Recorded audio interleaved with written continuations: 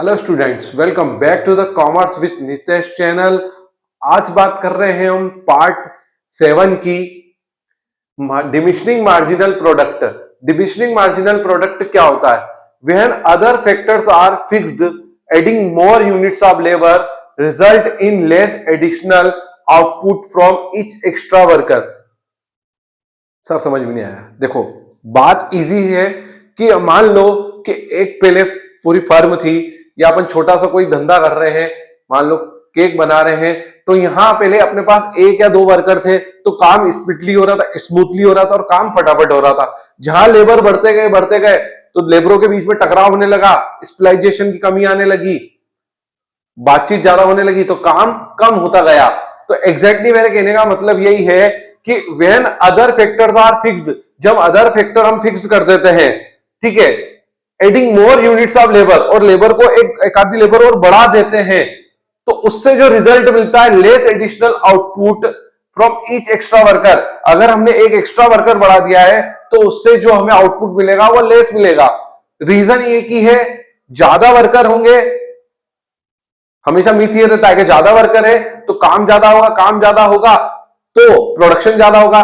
जहां ज्यादा वर्कर होते हैं वहां पे प्रोडक्शन थोड़ा कम होता है, तो उसको ही बोलेंगे अपन मार्जिनल प्रोडक्ट। मार्जिनल का मैंने हमेशा मतलब समझाया है कि एक एक्स्ट्रा यूनिट, आपके पास मान लो 5 लेबर है और आपने 6ठा लेबर कर दिया, तो उससे जो प्रोडक्शन कम हो रहा है उसको मार्जिनल डिमिनिशिंग मार्जिनल प्रोडक्ट बोलेंगे। तो वन लाइन किलर में आपको समझा देता हूं शॉर्टकट में, ठीक है, कि मोर लेबर, ज्यादा लेबर है, more labour but less extra output per worker. ज्यादा लेबर है पर आपने 5 लेबर की जगह एक 6ठा लेबर जो बढ़ा दिया है, उससे जो आपका प्रोडक्शन हो रहा है वो डिक्रीज हो रहा है, तो उसी को ही अपन मार्जिनल डिमिनिशिंग मार्जिनल प्रोडक्ट बोलेंगे। मतलब शॉर्टकट वन लाइन यही है क्लियर, कि मोर लेबर है, ज्यादा लेबर है और एक्स्ट्रा लेबर आपने बढ़ा दिया है, तो उससे जो प्रोडक्शन हो रहा है वो कम हो रहा है, तो उसको बोलेंगे डिमिनिशिंग मार्जिनल प्रोडक्ट। ठीक है, क्लियर है। अब है stages of increasing return to scale. Increasing return to scale की कितनी स्टेजेस होती है? तो देखो मेनली 3 होती है stage of increasing return to scale. मैंने इंक्रीजिंग रिटर्न टू स्केल का पार्ट 6 में आपको मैंने समझा दिया है कि इंक्रीजिंग रिटर्न टू स्केल क्या होता है। ठीक है, पार्ट 6 में मैंने आपको डिमिनिशिंग रिटर्न टू स्केल का मतलब भी समझा दिया है। एक स्केल है next, stage of fixed return to scale.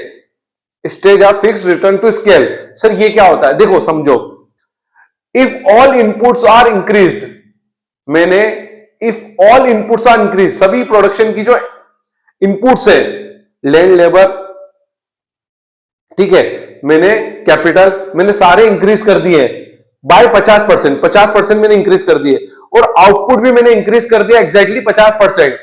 No more no less, न ज्यादा न कम। 50% मैंने इनपुट इंक्रीज करा है तो 50% मैंने आउटपुट इंक्रीज करा है एग्जैक्टली, ठीक है, न ज्यादा न कम। Then it's called fixed return to scale. तो इससे जो आउटपुट निकलेगा वो बराबर निकलेगा, न कम न ज्यादा। अगर 50% मैंने इनपुट डाला है और आउटपुट भी 50% ही निकलेगा, दोनों बराबर ही निकलेगा, उसको बोलते हैं फिक्स्ड, न कम न ज्यादा, उसको ही बोलेंगे अपन फिक्स रिटर्न टू स्केल। ये मीनिंग प्रॉपर है, आप लिख सकते हो इसको। ठीक है, ये सारे मोस्ट क्वेश्चन है, ये नोट कर लो। ठीक है, पार्ट 7 प्रोडक्शन इन कॉस्ट का एमपी बोर्ड, फटाफट से नोट कर लीजिए। ठीक है, नोट कर लिया? कोई क्यूरियस हो तो आप कमेंट कर सकते हैं। Thank you so much for watching this video. हमेशा चैनल को सब्सक्राइब करें कॉमर्स विद नितेश के साथ। Thank you so much once again.